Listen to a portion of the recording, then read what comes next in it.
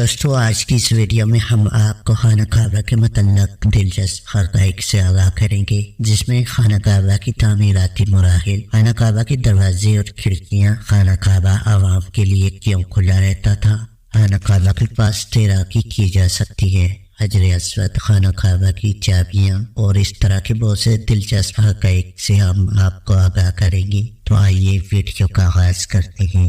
پیارے دوستو، اس دنیا میں کوئی ایسی جگہ نہیں جو خانہ کعبہ کی طرح مقدس اور مرکزی حیثیت رکھتی ہو۔ یہ مقام سعودی عرب میں وادی حجاز میں واقع ہے۔ روزانہ ہزاروں افراد 24 گھنٹے خانہ کعبہ کا طواف کرتے ہیں۔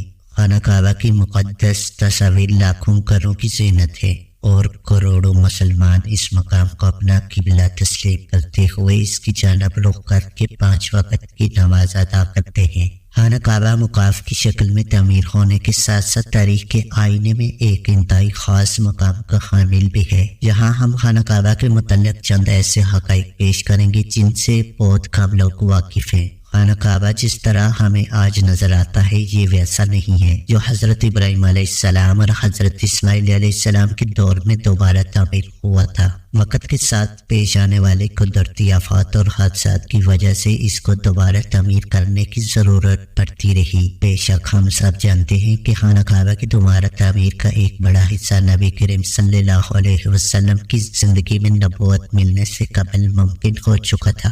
یہ وہ وقت تھا جب نبی کریم صلی اللہ علیہ وسلم نے ایک بڑی خون ریزی کو اپنی دوراندیشی سے روکا تھا۔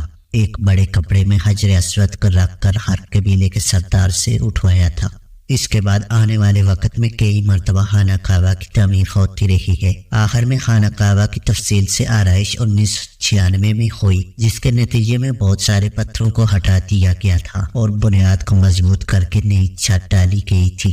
یہ اب تک کی آخری تعمیر ہے اور اب خانہ کعبہ کی عمارت کو پہلے سے کہیں زیادہ مضبوط تصور کیا جاتا ہے۔ دوبارہ تعمیر کیے جانے سے قبل خانہ کعبہ کے ایک دروازہ اندر داخل ہونے کے لیے اور ایک باہر جانے کے لیے استعمال ہوتا تھا۔ ایک زمانہ تک خانہ کعبہ میں ایک کھڑکی ہوا کرتی تھی۔ خانہ کعبہ کی جو شکل آج موجود ہے اس میں صرف ایک دروازہ ہے، کھڑکی نہیں۔ ہم لوگوں نے خانہ کعبہ کو ہمیشہ کالے رنگ کی کسوہ اور سونے کے داغوں میں دیکھنے کی ایسی عادت ہو چکی ہے کہ ہم اس کو کسی اور رنگ میں تصور بھی نہیں کر سکتے۔ یہ روایت عباست جن کے گھر کا رنگ کالا تھا اس کے دور سے چلی آ رہی ہے، لیکن اس سے قبل خانہ کعبہ مختلف رنگ کے غلاف سے ڈھکا رہتا تھا۔ ان رنگوں میں ہرا، لال اور سفید رنگ شامل ہے۔ خانہ کعبہ کی چابیاں ایک خاندان کی تحویل میں ہیں۔ فتح مکہ کے وقت نبی کریم صلی اللہ علیہ وسلم کو خانہ کعبہ کی چابیاں دی گئیں، لیکن بجائے اس کے کہ آپ صلی اللہ علیہ وسلم یہ چابیاں اپنے پاس رکھتے، آپ صلی اللہ علیہ وسلم نے یہ چابیاں بنی شائبہ خاندان کے عثمان بن طلحہ کو واپس کر دی۔ اس وقت سے آج تک وہ ان چابیوں کی روایتی رکھوالے ہیں اور نبی کریم صلی اللہ علیہ وسلم کے نادر الفاظ کی روشنی میں یہ چابیاں ہمیشہ ان کے پاس ہی محفوظ رہیں گی۔ ہے بنی طلحہ، یہ چابیاں روز قیامت تک تیری تحویل میں رہیں گی، سوائے اس کے کہ زور زبردستی تجھ سے غیر اخلاقی طریقے سے چھین لی جائیں۔ پہلے خانہ کعبہ ہفتہ میں 2 مرتبہ عوام کے لیے کھلا ہوتا تھا اور کوئی بھی خانہ کعبہ کے اندر داخل ہو کر عبادت کر سکتا تھا، لیکن موجودہ دور زمانہ میں زائرین کی تعداد زیادہ ہونے اور دوسری وجوہات کی بنا پر خانہ کعبہ کو اب سال میں صرف 2 مرتبہ کھولا جاتا ہے اور اس میں صرف اعلیٰ شخصیات اور خاص مہمان ہی داخل ہو سکتے ہیں۔ خانہ کعبہ وادی کے نچلے حصے میں ہونے کی وجہ سے دیگر مسائل میں سے ایک یہ بھی مسئلہ تھا کہ جب بارش ہوا کرتی تھی تو وادی میں سیلاب آ جاتا تھا۔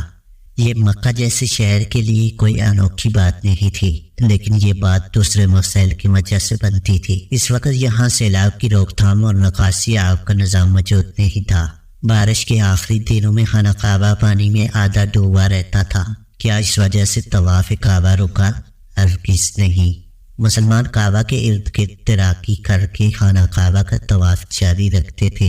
کئی سالوں تک بہت لوگ اندازہ لگاتے رہے کہ خانہ کعبہ اندر سے کیسا نظر آتا ہے۔ دوسری اور تیسری معلومات کے ذریعے کے مطابق وہ لوگ خوش نصیب ہیں جن کو خانہ کعبہ کے اندر داخل ہونے کی سعادت ملی، اور ایک خوش نصیب وہ ہے جس کو تصویر بنانے کا موقع ملا، اور لاکھوں لوگوں نے یہ تصویر انٹرنیٹ پر آن لائن دیکھی۔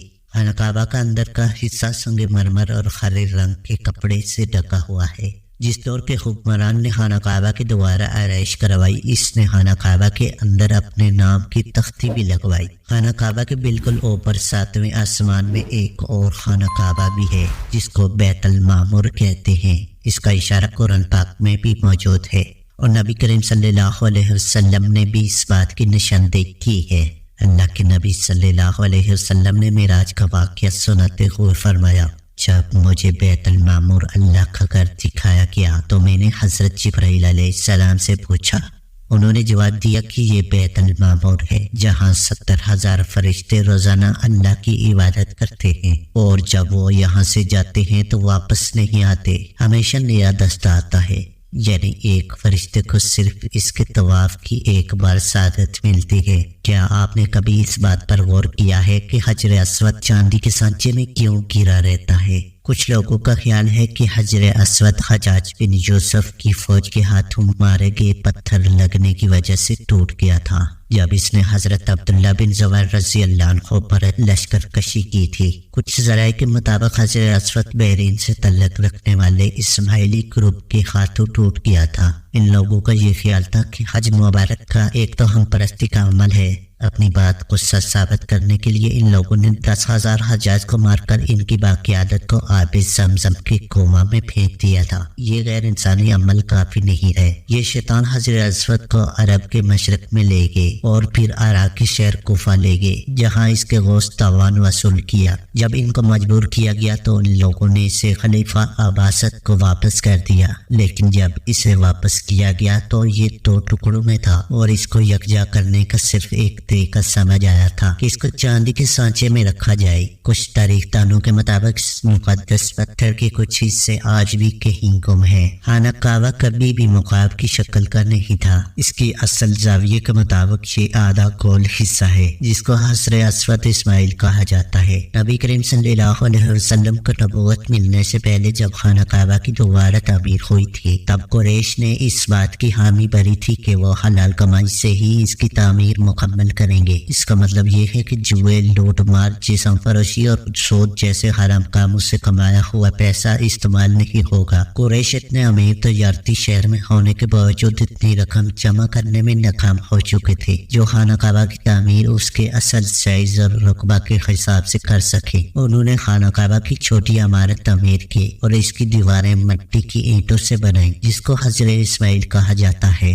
حالانکہ اس کا حضرت اسماعیل علیہ السلام سے کوئی تعلق نہیں، جو کہ خانہ کعبہ کے حقیقی قطر کی جانب اشارہ کرتی تھی۔ خلیفہ عبداللہ بن زبیر کے دور حکومت کی چند سال کے مختصر وقت میں خانہ کعبہ اپنی اس شکل میں موجود تھا جس میں نبی کریم صلی اللہ علیہ وسلم نے دیکھا تھا۔ خاتم خانہ کعبہ میں کیوں شامل نہیں کیا گیا اور خانہ کعبہ کا دروازہ اونچا کیوں ہے؟ اس کا جواب اس حدیث شریف میں موجود ہے۔ امام مسلم رحمۃ اللہ علیہ نے عائشہ رضی اللہ عنہ سے حدیث بیان فرمائی ہے کہ عائشہ رضی اللہ عنہ بیان کرتی ہیں کہ میں نے رسول اکرم صلی اللہ علیہ وسلم سے خاتم کے بارے میں سوال کیا کہ کیا یہ بیت اللہ ہی کا حصہ ہے؟ نبی کریم صلی اللہ علیہ وسلم نے جواب دیا جی ہاں۔ عائشہ رضی اللہ عنہ بیان کرتی ہیں میں نے پوچھا کہ اسے پھر بیت اللہ میں داخل کیوں نہیں کیا گیا تو نبی کریم صلی اللہ علیہ وسلم کا جواب تھا کہ تیری قوم کے پاس خرچے کے لیے رقم کم پڑ گئی تھی۔ میں نے کہا بیت اللہ کا دروازہ اونچا کیوں ہے؟